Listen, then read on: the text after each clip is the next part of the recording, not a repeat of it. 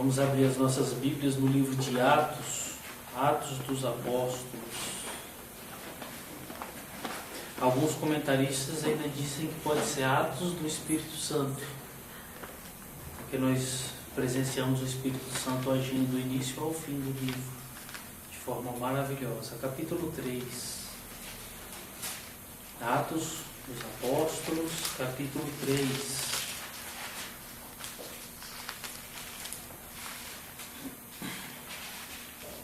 Atos dos Apóstolos, capítulo 3, nós vamos ler do verso 1 até o verso 4 do capítulo 4. Amém? Pedro e João subiam ao templo para a oração da hora nona. Era levado um homem coxo de nascença, o qual punham diariamente à porta do templo chamada Formosa, para pedir esmola aos que entravam.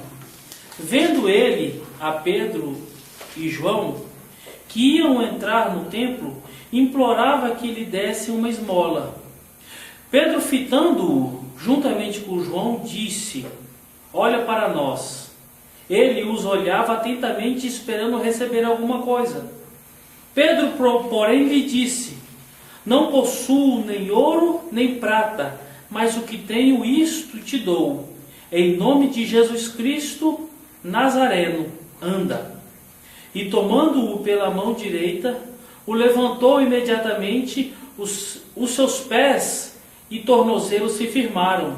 De um salto se pôs em pé, passou a andar e entrou com eles no templo, saltando e louvando a Deus. Viu-o todo o povo andar e a louvar a Deus. E reconheceram ser ele o mesmo que esmolava assentado à porta formosa do templo, e se encheram de admiração e assombro por isso que lhe acontecera. Apegando-se ele a Pedro e a João, todo o povo correu atônito para junto deles no pórtico chamado de Salomão.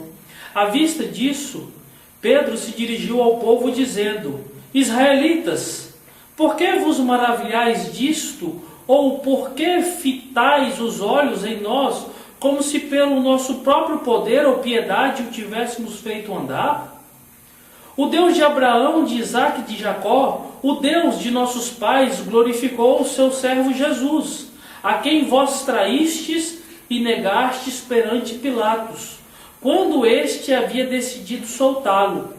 Vós, porém, negaste o santo e o justo e pediste que vos concedesse um homicida.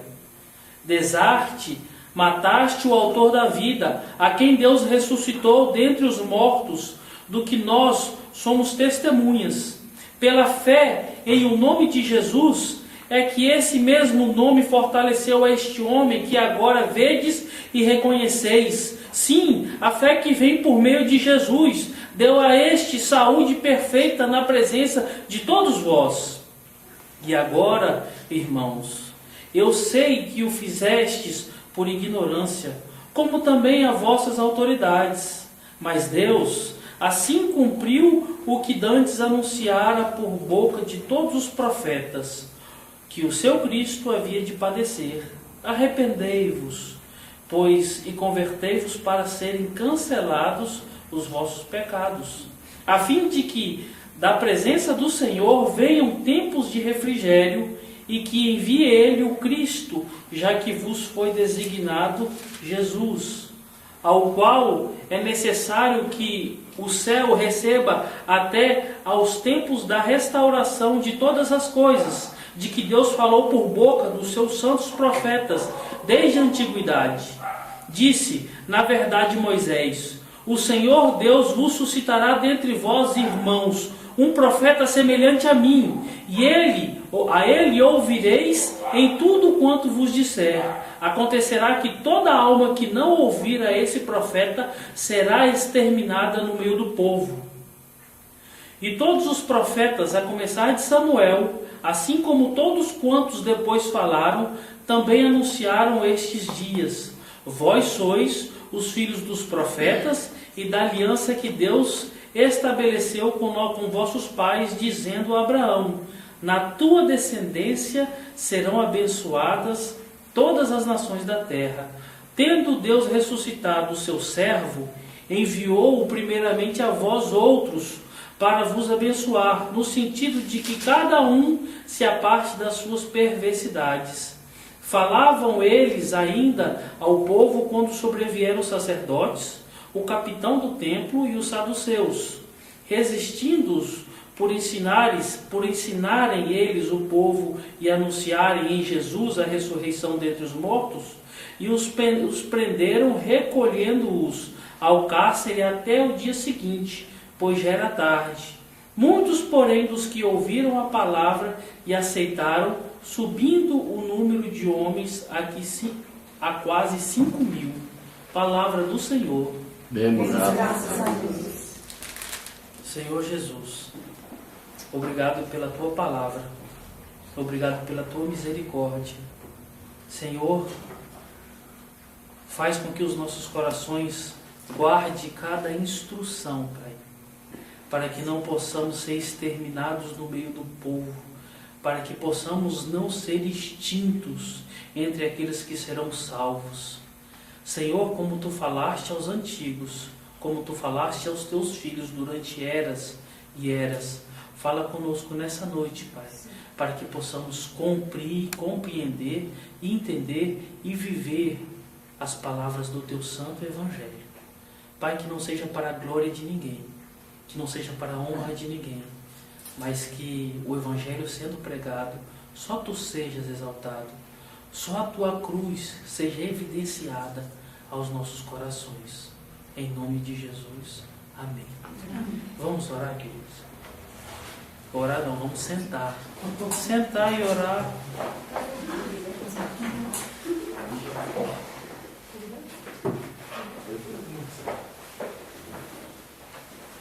Existe uma fala que é um paradoxo dessa fala de Pedro. Não tenho ouro e nem prata, mas o que eu tenho te dou. Alguns comentaristas dizem que São Tomás de Aquino, quando foi se encontrar com um determinado papa, ele encontrou um papa contente e feliz porque ele estava sobre muitas moedas de ouro e muitas moedas de prata e muitas joias. E aquele papa estava atônito com tanta beleza e tanta capacidade que a igreja possuía por causa daquelas coisas passageiras e vãs. E aquele papa vira para São Tomás de Aquino e diz para ele: agora nós podemos dizer, temos ouro e prata. E São Tomás de Aquino disse: mas agora nós não podemos dizer, levanta e anda.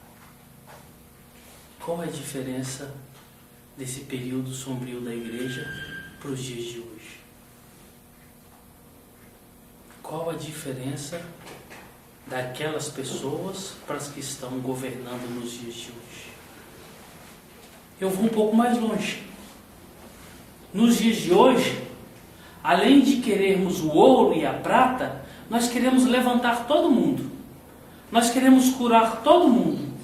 Nós queremos fazer maravilhas para todo mundo, principalmente porque essas maravilhas, esse levantar e esse impossível traz mais ouro e traz mais prata. O triste é que nós temos que reconhecer, nós não temos ouro, não temos prata e nós não podemos levantar ninguém. E o interessante é quando nós olhamos para o texto bíblico que Lucas escreveu, e Lucas tem o detalhe e a minuciosidade de querer mostrar a vida dos apóstolos. Lucas é muito detalhista.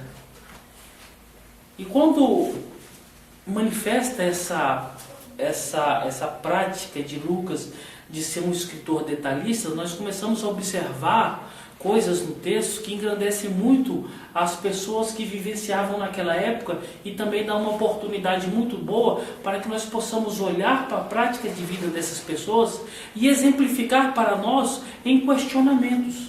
Se esses homens eram tão santos, por que eu não sou tão santo? Se essas pessoas viviam tão certas, por que eu não vivo hoje de forma correta? Se essas pessoas eram tão misericordiosas, por que eu não sou misericordioso? Mesmo porque, ao dizermos que nós somos cristãos, nós estamos vestindo a capa do cristianismo, e a capa do cristianismo ela começa a ser vestida através do momento que nós carregamos a cruz.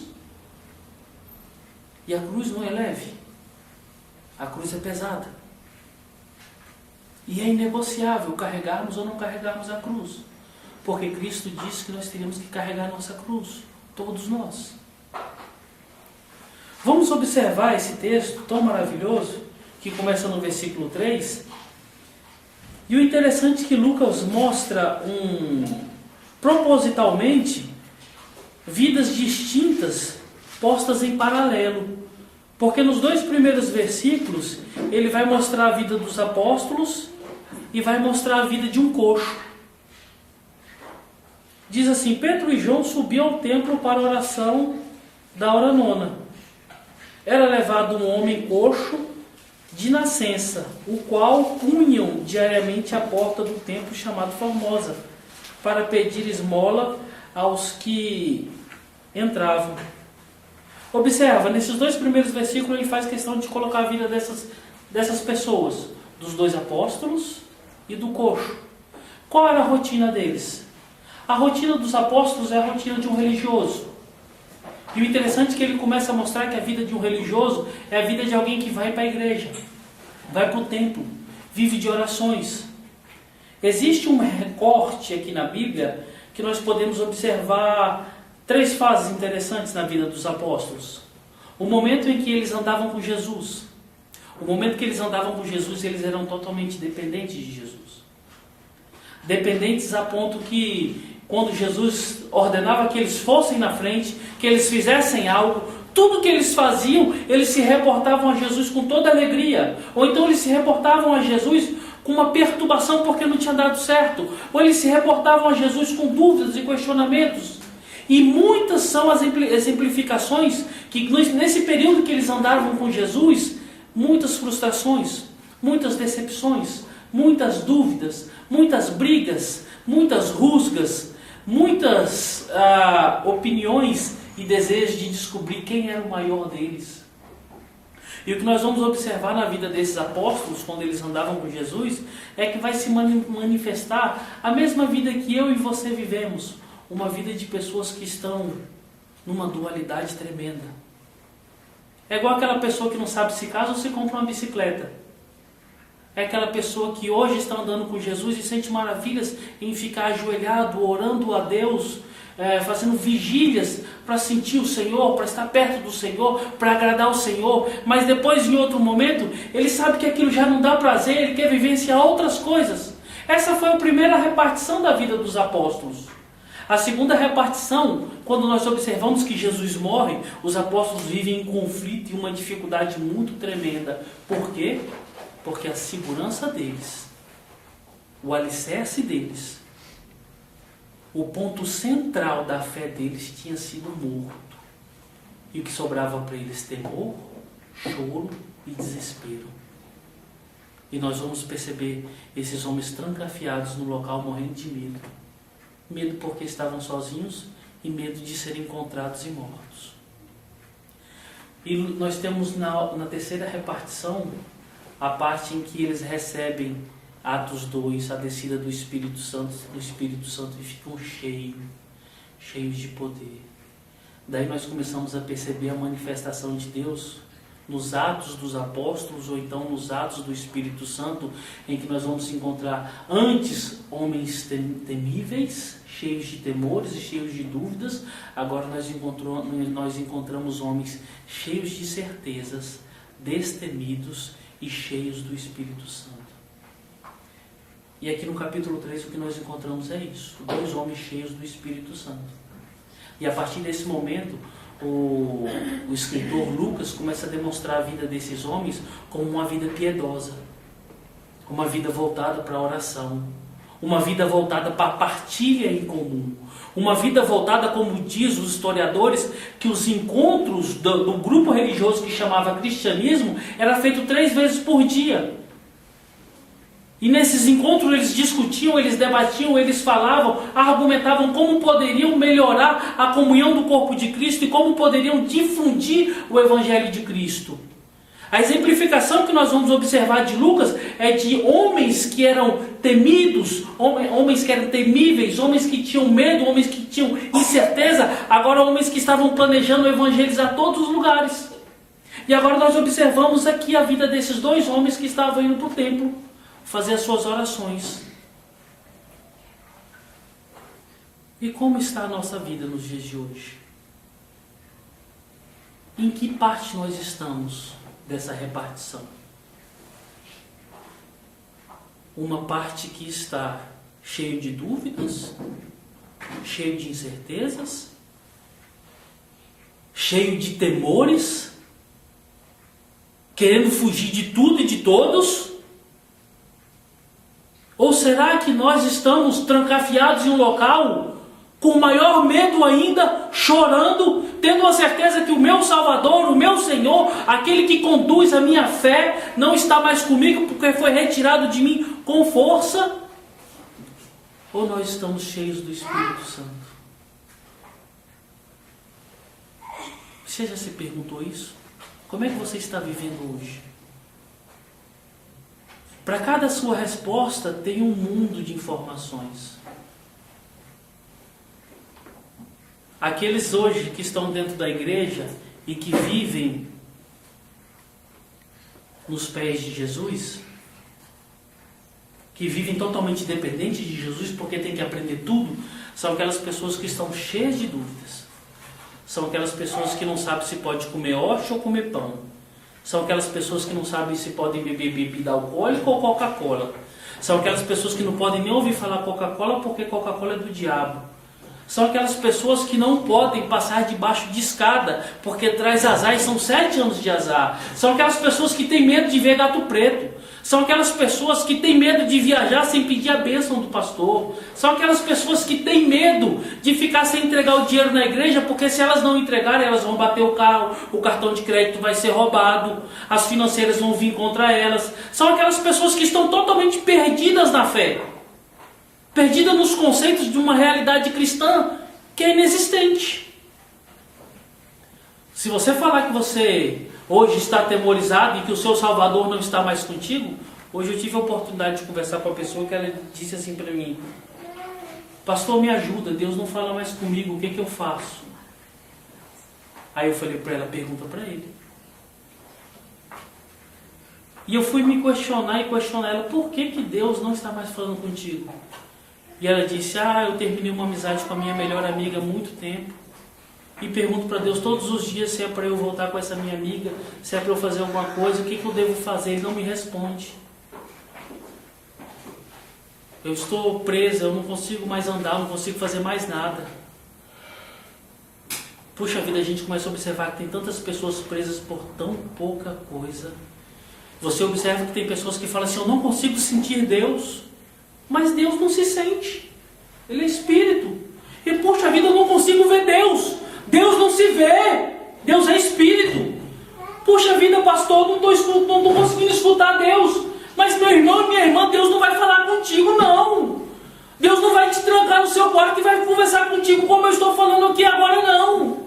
E tem pessoas que pensam que porque Deus não está tratando ela desse jeito, Deus não existe. Jesus não quer falar com ela. Deus está tratando ele como tratou Jó. Deus está simplesmente sumido e desaparecido. E tem aquelas pessoas que falam que são cheias do Espírito Santo. E ser cheio do Espírito Santo é glorificar a Deus. E como é que você está glorificando a Deus na sua vida? Como Deus está sendo glorificado?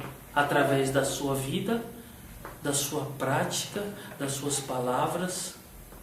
Aquela pessoa que é cheia do Espírito Santo, semelhante a esses homens, tem prazer nas coisas do Senhor, tem prazer em se guardar para o Senhor. E Lucas mostra já no 2º versículo o coxo e a sua forma de sobrevivência. O engraçado é que ele coloca, e nós vamos observar, que ele fala que as pessoas pegavam um coxo e colocavam esse coxo aonde? Na frente do templo. Por quê, irmãos? Já se questionaram por que colocava esse coxo na frente do templo? Sabe por que templo e igreja é um bom local para se colocar os coxos e os doentes? Porque ali é um local de exercer a sua misericórdia miserável, a sua falsa misericórdia. Por que as pessoas gostam de correr para a igreja para pedir cesta básica?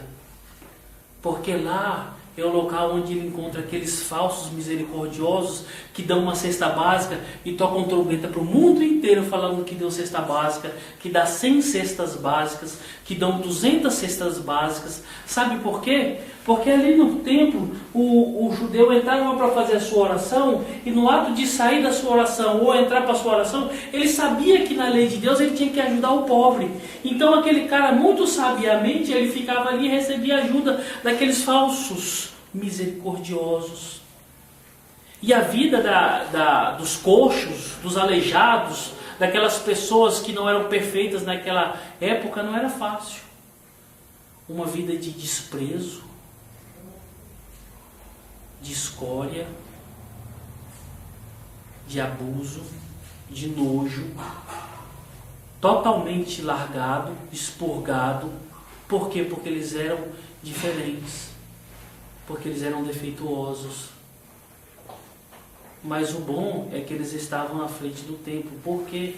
Porque eu posso exercer misericórdia com a vida desse coxo. Quantas pessoas estão na frente dos nossos templos para que nós possamos exercer misericórdia, uma falsa misericórdia para eles? Quantas pessoas estão chegando na igreja para pedir ajuda e nós estamos contentes porque nós estamos alegrando o nosso coração que nós estamos dando R$1, R$2, R$10, comprando uma cesta básica, comprando 1 quilo de arroz, comprando isso, comprando aquilo outro para matar a fome daquela pessoa. Quantos são que estão na porta dos templos? São muitos. Muitos. Me lembro quando eu fui fazer evangelismo na Asa Norte. Lá na Asa Norte tem um Ministério do Desenvolvimento e Ação Social e não sei o que lá, e não sei o que lá, não sei o que lá do governo federal. Sabe onde nós encontramos mais pessoas deitadas, famintas, com frios, sem dignidade nenhuma? Nós encontramos de uma ponta a outra daquele ministério centenas de pessoas ali deitadas. É uma coincidência? Será porque que todas as pessoas que têm poder e têm autoridade para ajudar alguém, ele faz de forma miserável e falsa para massagear o ego dele para que ela possa ser vista? Por que será? Tem um estudo que diz que se nós revestíssemos o dinheiro que foi gastado nas guerras, nós poderíamos matar a fome do mundo inteiro. Cada tomahawker que era atirado no Iraque, no Afeganistão, era $1 milhão. Só uma apertada de botão. Por dia, quantas vezes aquele botão foi apertado? Quantas igrejas que estão passando por reformas gigantescas? Quantos pastores estão comprando aviões e jatinhos? Quantos quilos de ouro está sendo acrescentado na taça do Papa? Quantos quilos de ouro está sendo acrescentado na coroa do Papa? Eu me assustei quando eu vi uma imagem na Igreja Católica Romana de Jesus crucificado, e aquela imagem, aquela parede, era toda revestida de ouro. Só para arrumar aquilo ali foi R$800 mil. R$800 mil.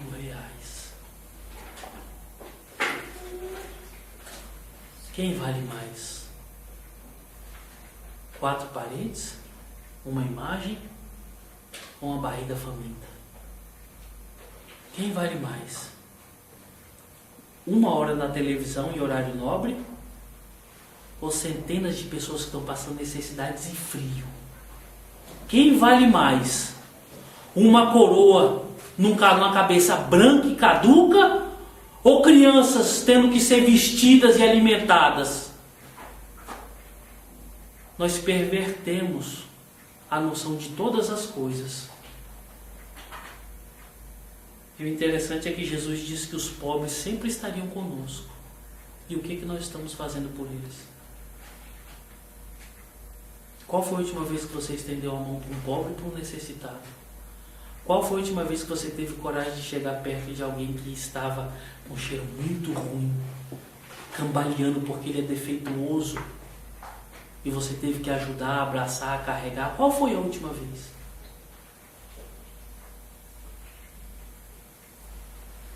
E o escritor de Atos, ele faz esse paralelo. Da vida dos apóstolos, o cotidiano de um religioso e a vida de um sobrevivente, coxo.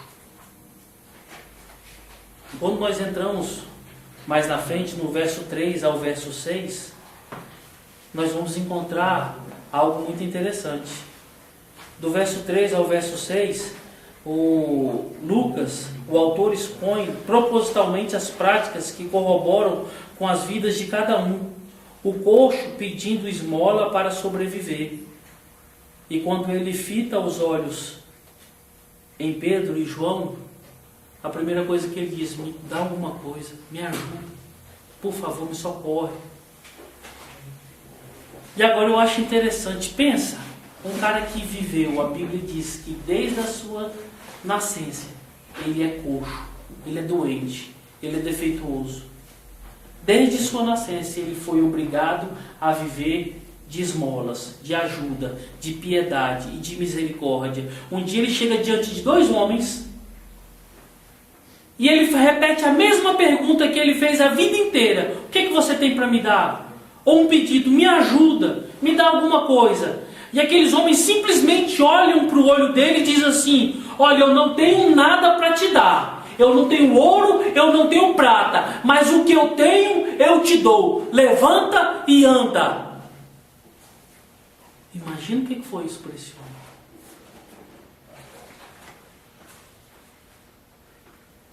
Um homem que estava esmolando para sobreviver, rejeitado. Sabe por que a gente não consegue sentir o que esse homem viveu?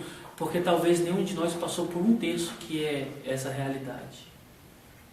Mas agora você imagina você perder tudo que você tem hoje e ter que viver às custas dos outros.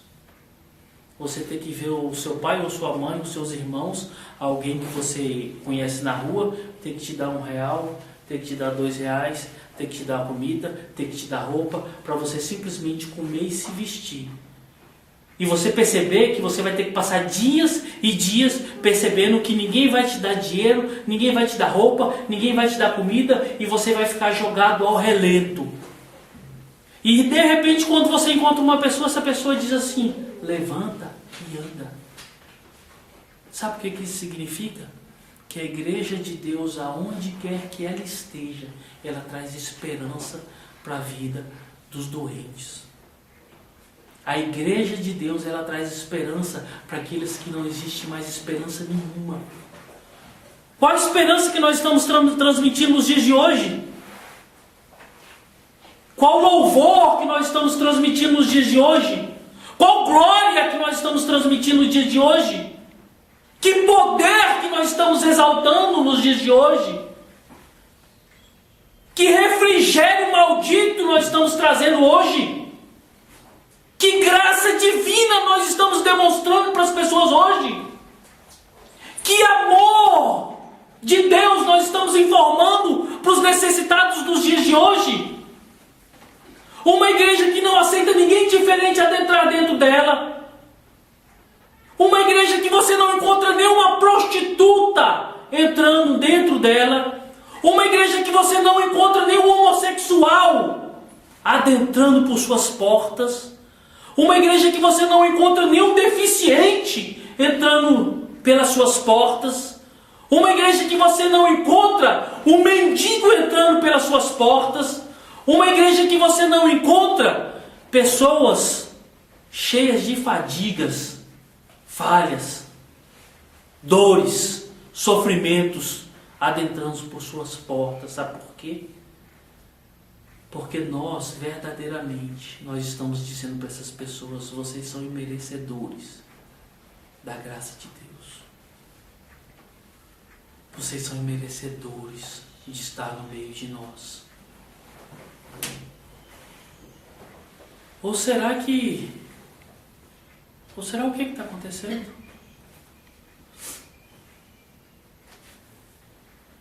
E os apóstolos que mudaram a vida de um sofredor mostram uma característica muito interessante de alguém que está cheio do Espírito Santo. Eles não cogitaram nada. Estavam iluminados pelo Senhor.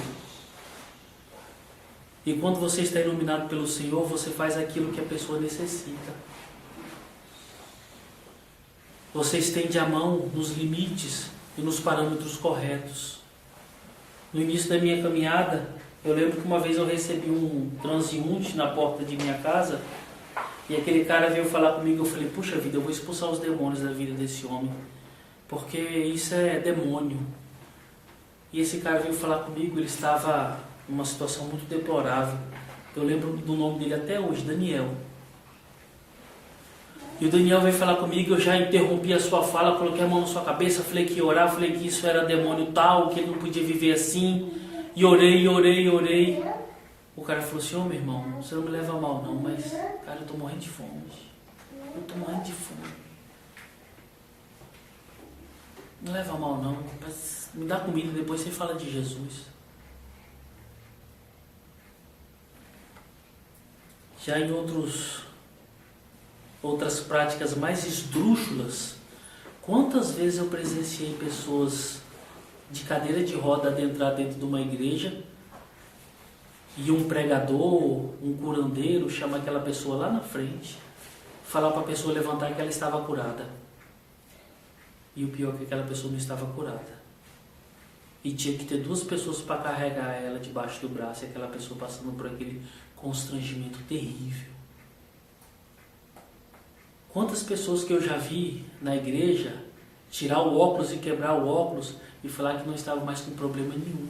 Pessoas que não tinham condições de comprar outro óculos e elas pisavam no óculos em nome de Jesus.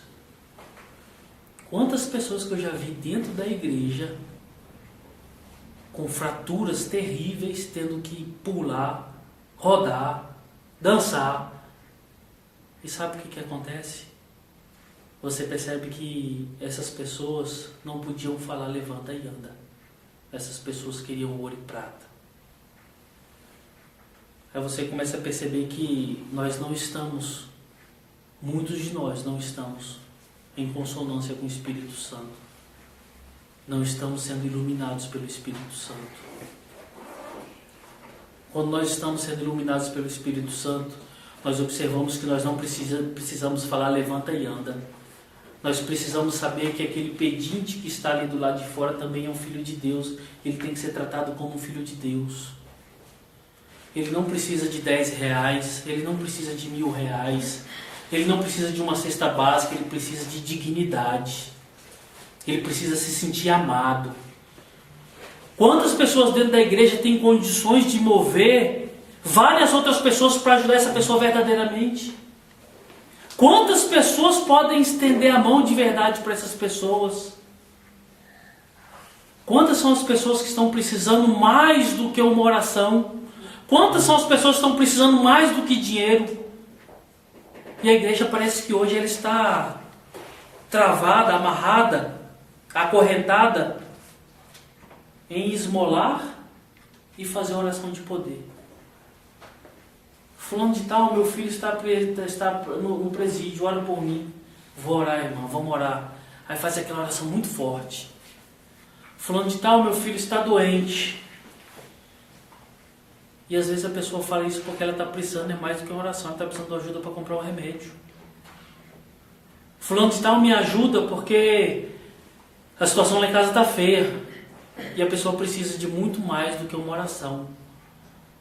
E as pessoas precisam muito mais do que dinheiro. Às vezes a pessoa precisa de um abraço.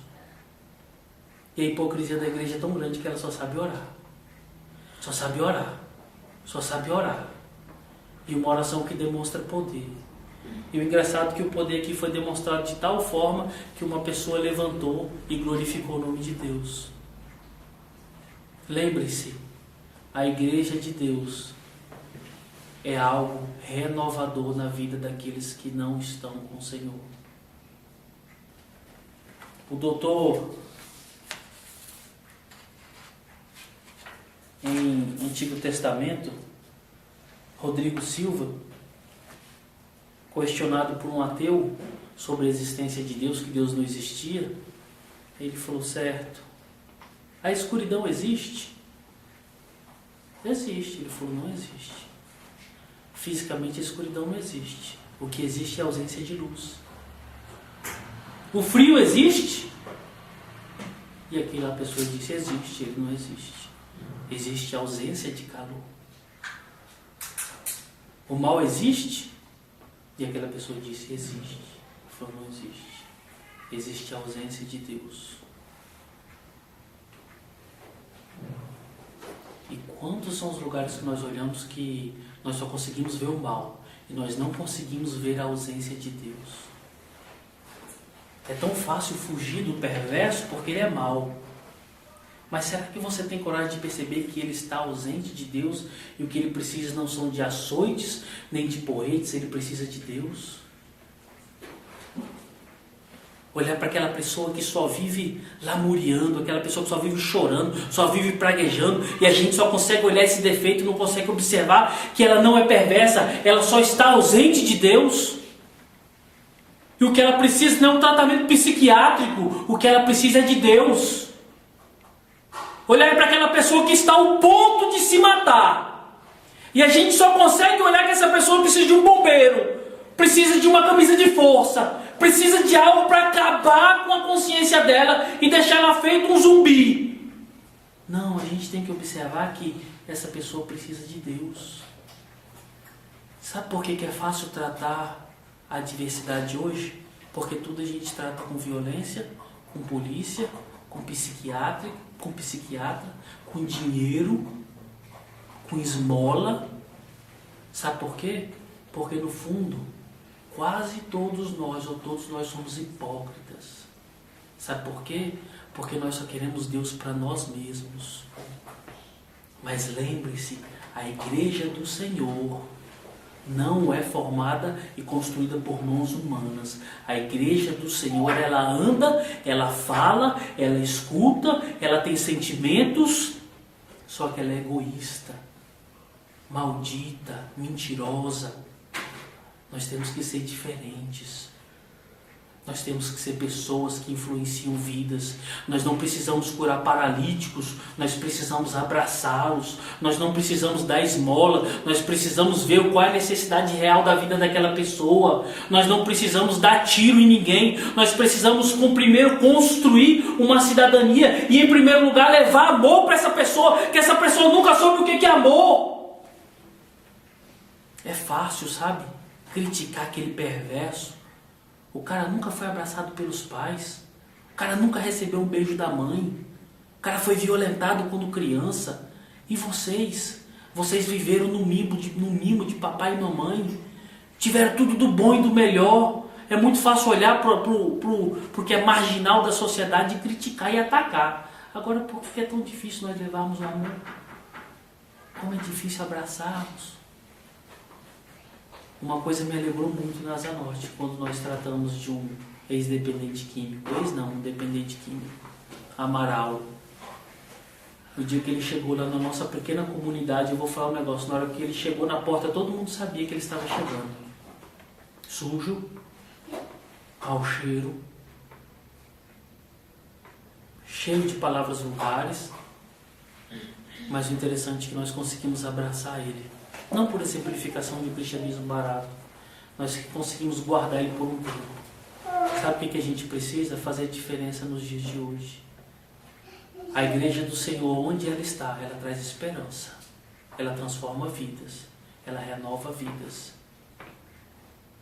O versículo 7 e o versículo 8 vai falar da consequência daquela palavra de Pedro, que foi levantar esse homem, colocar esse homem de pé. E esse homem começou a experimentar uma nova vida, um novo momento que ele nunca tinha vivido antes. E a gente Sabe o que acontece na igreja neopentecostal? Nós temos alguns irmãos que vêm de lá. Nós ficamos doidinhos para chegar alguma pessoa bem assim, pra gente, sabe, estourar mesmo a boca do balão. Aí todo mundo vai olhar pra gente, caramba, o cara é demais, caramba, nossa, mas aquele pastor, nossa, mas ele é demais. Sabe, aquilo engrandece o nosso coração. Aquilo faz nós acreditarmos que nós somos bons. Aquilo faz nós acreditarmos que nós somos usados por Deus. Rapaz, quantas campanhas que eu participei expurgando demônio, fazendo profecia, fazendo recolhimento de dinheiro exorbitante. Quantas foram as vezes que você percebia que as pessoas olhavam e falavam assim, puxa vida, esse pastor é demais. E a gente pensa que essas grandes coisas glorificam o nome de Deus.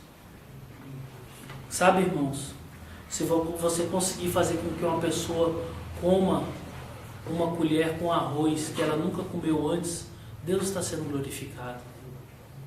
Se você conseguir fazer com que uma pessoa levante-se, como Pedro fez, e essa pessoa coloca os pés no chão e possa andar, Deus está sendo glorificado. Se você conseguir fazer com que uma pessoa pare de pensar na morte e se matar todos os momentos e queira viver, Deus está sendo glorificado.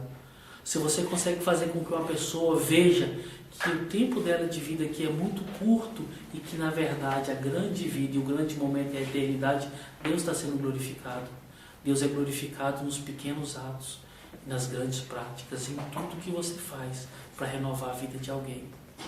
O que vocês estão fazendo, irmãos? Como vocês estão tratando essas pessoas?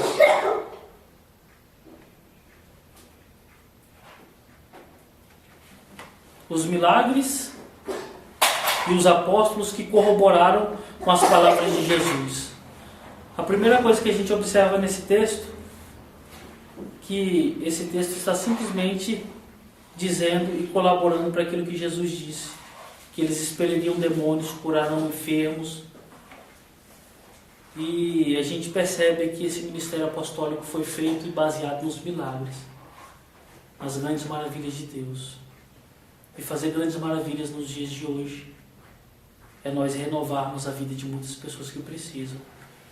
Que Deus dê graça para mim e para vocês, para que a gente possa fazer isso, para que a gente possa se atentar para isso e para que Deus possa ser glorificado na nossa pequenez. Amém? Amém. Vamos fechar os nossos olhos? Senhor, em Teu nome, obrigado pela Tua graça, obrigado pelo Teu perdão, obrigado por Tua palavra. Livra-nos do mal, Senhor. Livra-nos, Senhor, de praticarmos o mal. Dai-nos a graça, Senhor, de entendermos que muitos são aqueles que são necessitados de tão pouca coisa ou de muita coisa.